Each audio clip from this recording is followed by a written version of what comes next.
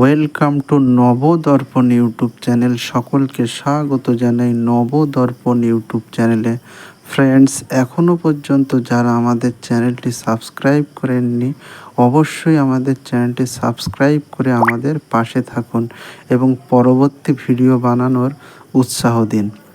Friends, আজকে আলোচনা করব পশ্চিমবঙ্গের বর্তমান মুখ্যমন্ত্রী মমতা বন্দ্যোপাধ্যায়ের জীবনী। চলুন ভিডিওটি শুরু করি।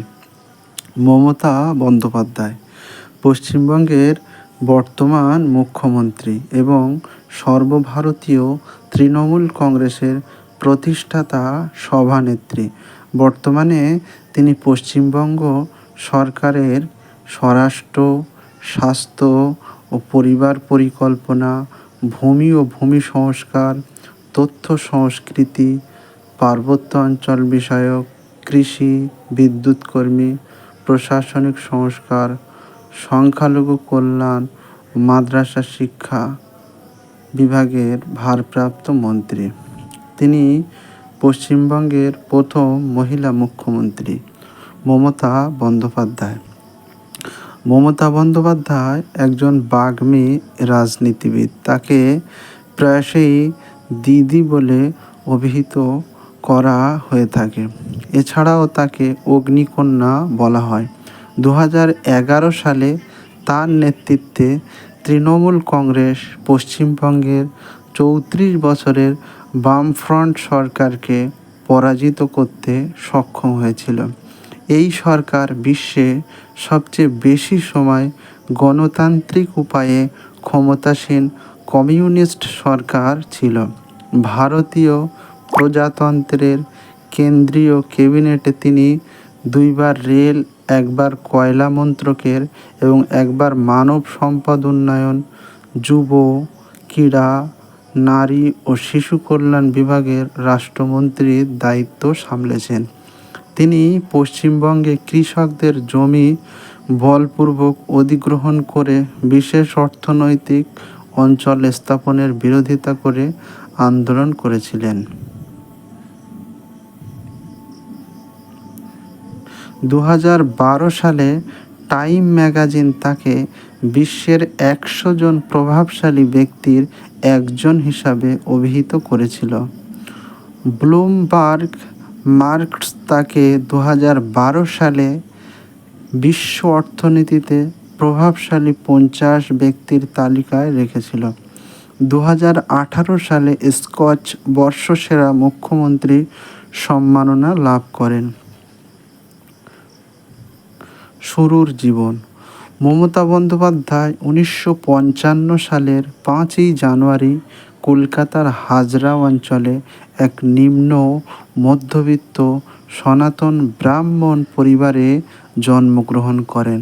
তার বাসগৃহে প্রত্যেক বছর শ্রী শ্রী কালী পূজা অনুষ্ঠিত হয়। পিতা প্রমীলেশ্বর বন্দ্যোপাধ্যায় ছিলেন স্বাধীনতা সংগ্রামী। কলকাতা শ্রী শিক্ষায়তন কলেজ থেকে বিএ ডিগ্রি সম্পন্ন করার পর কলকাতা বিশ্ববিদ্যালয় থেকে এমএ ডিগ্রি অর্জন করেন। পরে কলকাতার যোগেশচন্দ্র চৌধুরী আইন কলেজ থেকে এলএলবি ডিগ্রি অর্জন করেন।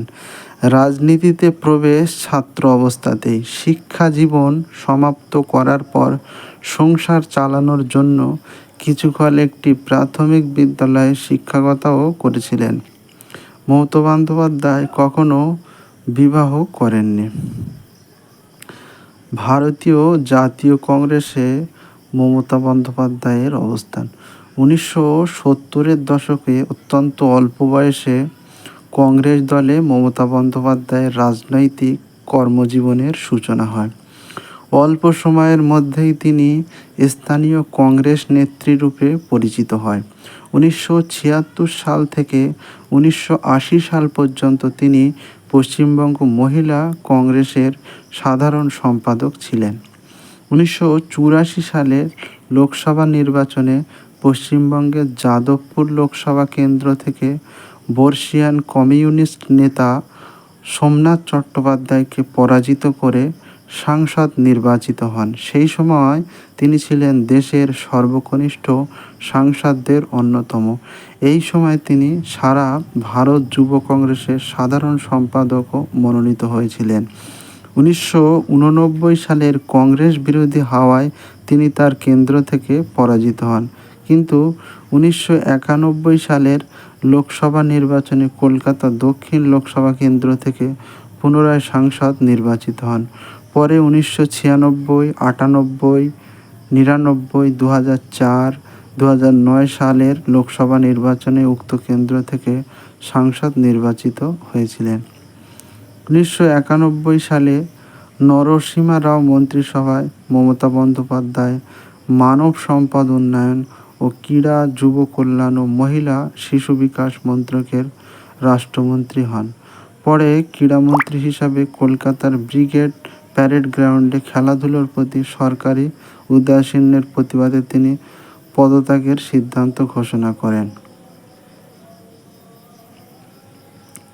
তৃণমূল কংগ্রেস।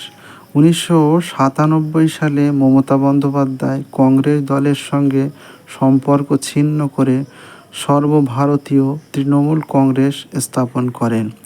অনতিকাল পরেই তার দল দীর্ঘকাল বামফ্রন্ট শাসিত পশ্চিমবঙ্গের প্রধান বিরোধী শক্তিতে পরিণত হয়।